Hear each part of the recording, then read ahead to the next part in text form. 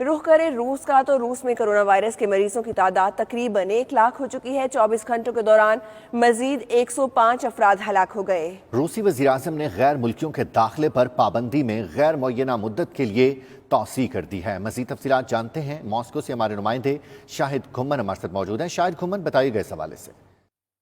जी बिल्कुल, रूस में कोरोना वायरस के मरीजों की तादाद 1 लाख तक जा पहुंची है। जैसा कि रूसी सदर व्लादिमीर पुतिन ने गुज़श्ता रोज़ कहा था कि रूस में कोरोना वायरस की सूरत हाल काफ़ी ख़राब है, इसको कंट्रोल करने के लिए इसका डट कर मुकाबला करना होगा। अगर अदादुशुमार की बात की जाए तो रूस में मजीद 105 अफराद हलाक जबकि 5,864 नए केसेस रजिस्टर्ड हुए हैं। दारुल हुकूमत मॉस्को में मरने वालों की तादाद 546 जबकि मरीजों की तादाद 50,646 हो चुकी है।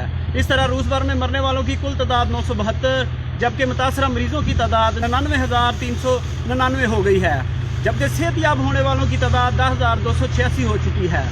इसके साथ साथ ये भी बताता चलूँ कि रूस ने गैर मुल्कियों के दाखिले पर पाबंदी में तोसी कर दी है, जो असल में 1 मई को ख़त्म होना थी। रूसी वज़ीर-ए-आज़म का कहना है कि जब कोरोना वायरस की सूरत हाल बेहतर होगी तो पाबंदी को ख़त्म कर दिया जाएगा।